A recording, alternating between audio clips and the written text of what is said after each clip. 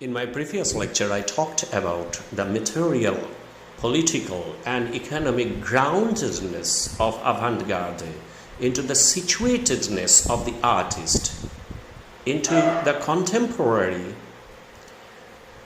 structures of economics, polity, and sociology all around.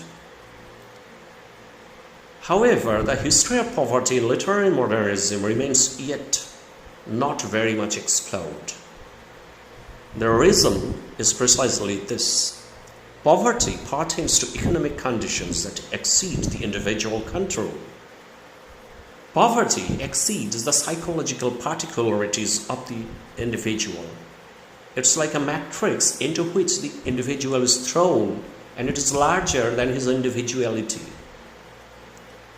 To long for material goods without being able to afford for them, it creates a sense of privation and provokes a sense of shame.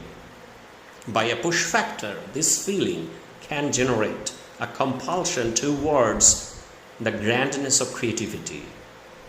In a portrait of the artist as a young man, for example, insolvency, coupled with a personal sense of humiliation, inspires Stephen Dedalus to write poetry. Creativity literally becomes the flip side of economics. Stephen paints poems on the backs of bills and monetary notices.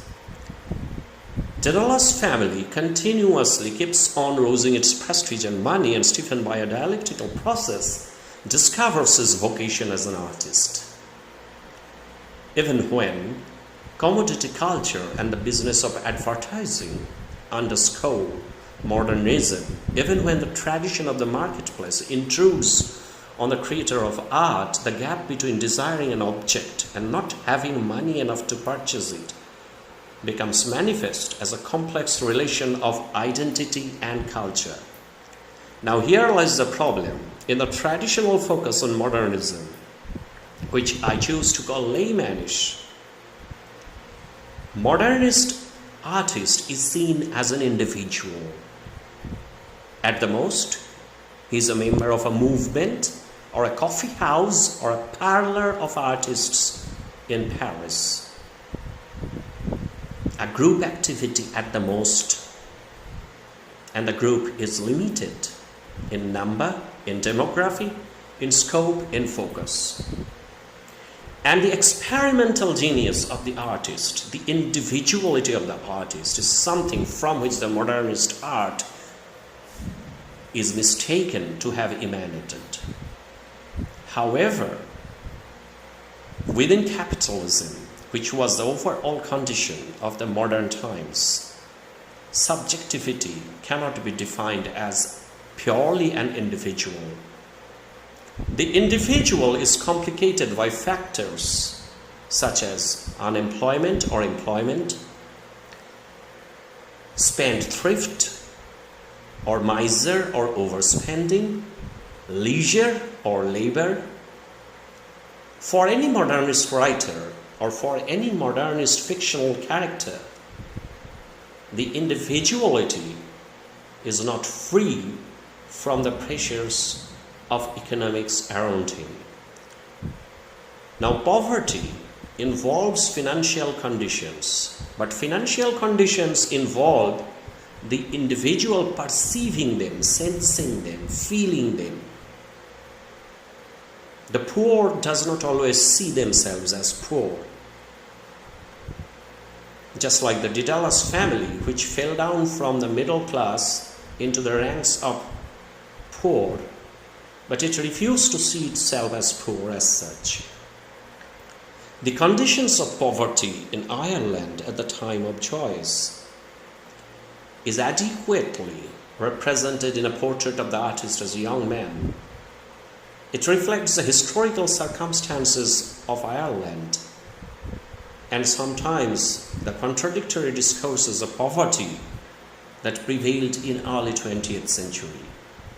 Whatever Stephen Dedalus goes through in his mind, aesthetic contemplation, sense of humiliation, desire to rise above the debris of Dublin, escapism, engagement dilemma, teleology of an artist.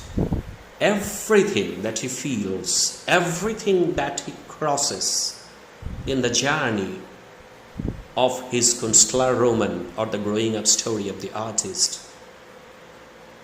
negotiates the economics of Stephen Dedalus, which is a filtered representation of the economics of James Joyce and the economics of Dublin and economics of Ireland in general.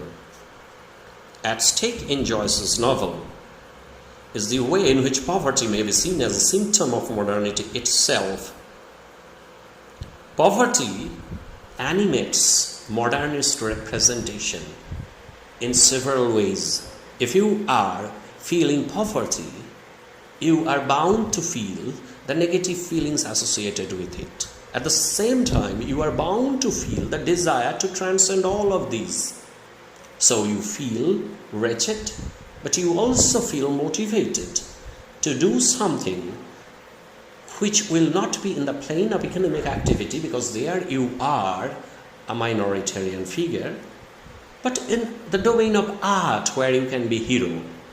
It's remarkable that the first versions of Joycean novel by nomenclature invoked Stephen Hero.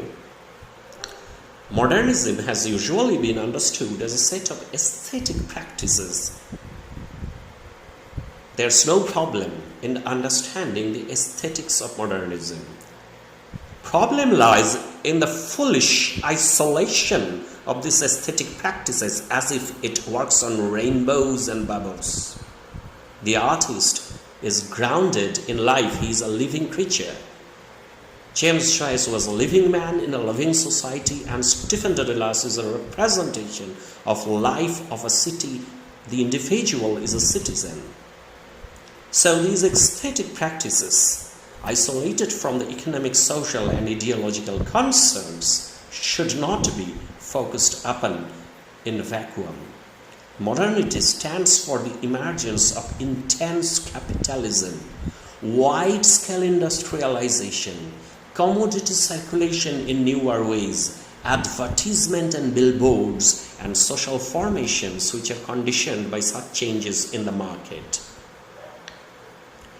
If you go by the argument of John Carey, C-A-R-E-Y, modernist intellectuals often disdained the masses because the masses, the common people, the poor people, seem to represent ordinariness, acceptance, passiveness. This was exactly the situation from which the artist was trying to get out, trying to search for a solution, either by experimental forms of art or by institutionalizing in the figure of the artist a capacity of epiphany which is not contingent upon the political reality. So the artist sneered at the suburbs. The artist sneered at the clerks. The artist sneered at the poor masses who worshipped the situation as a given and never tried to get out of it.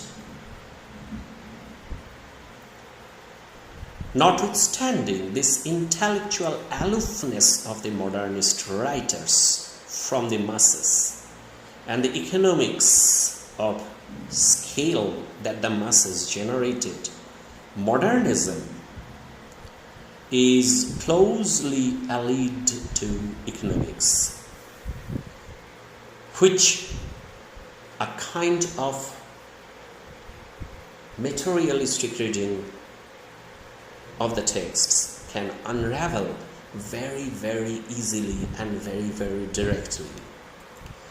George Simmel, S-I-M-M-E-L, comments in a book called The Philosophy of Money that money had a metaphysical quantity and quality.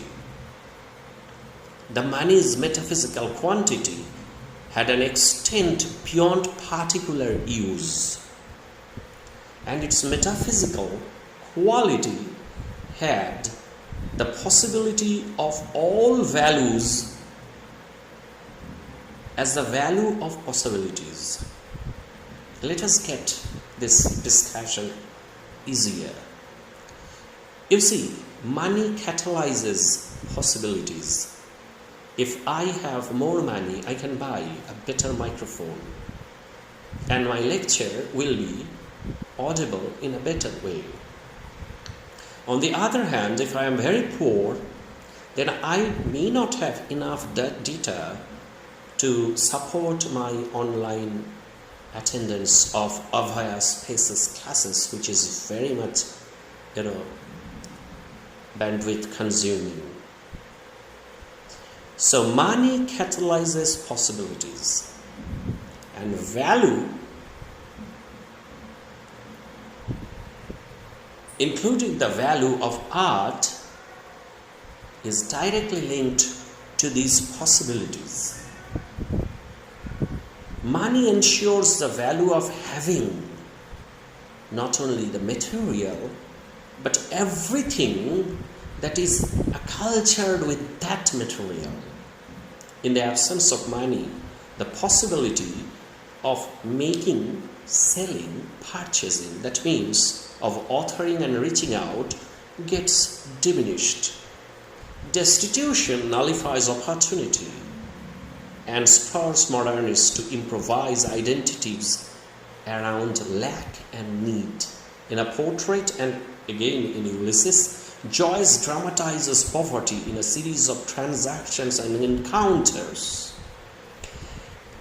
Jeff Wallace calls Joycean texts close-knit narrative economy. Modernity and monetary exchange are entwined as the basis of storytelling of Stephen Dedalus. Unlike most theorists of late 19th and early 20th centuries who speak about the phenomenon of poverty in terms of something which is social and outside the individual mind, something which is there only in the market where you are buying and selling goods and not within your mind or not within your imagination or not within your state of feeling, Joyce represents, on the other hand, the psychologized and personalized consequences of economic impoverishment.